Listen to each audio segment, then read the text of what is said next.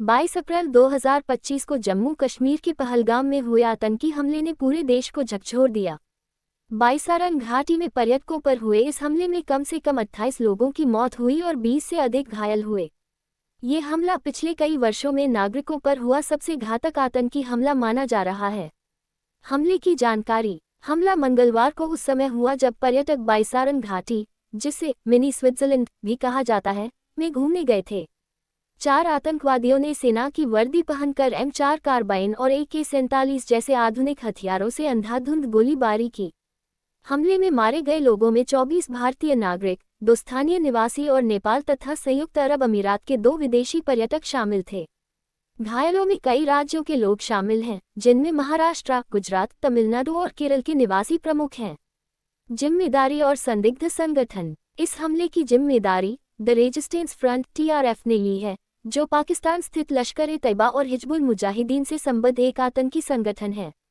TRF ने दावा किया कि हमले का उद्देश्य उन पर्यटकों को निशाना बनाना था जो कथित रूप से भारतीय सुरक्षा एजेंसियों से जुड़े थे। हालांकि इस दावे की पुष्टि नहीं हुई है। राजनीतिक और अंतर्राष्ट्रीय प्रतिक्रियाएं। प्रधानमंत्री नरेंद्र मोदी ने इस हमले की कड़ी निंदा की और सऊदी अरब की यात्रा को बीच में छोड़कर भारत लौट आए।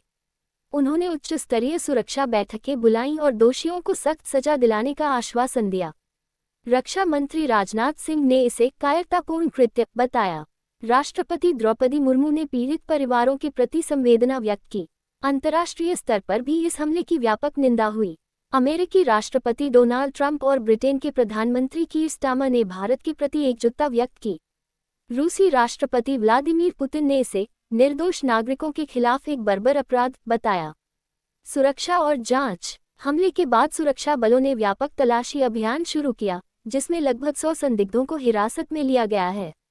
गृह मंत्री अमित शाह स्थिति की समीक्षा के लिए श्रीनगर पहुंचे। जम्मू कश्मीर के मुख्यमंत्री उमर अब्दुल्ला ने सभी राजनीतिक दलों की बैठक बुलाई है।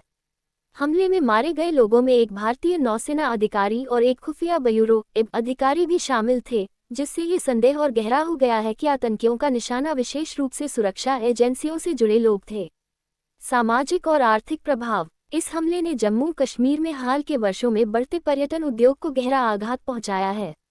हमले के बाद बड़ी संख्या में पर्यटक घाटी से निकलने लगे हैं और एयरलाइनों ने विशेष उड़ानों की व्यवस्था की है। व्यापारिक संगठनों ने इस हमले की निंदा करते हुए सरकार से सख्त कार्रवाई की मांग की है।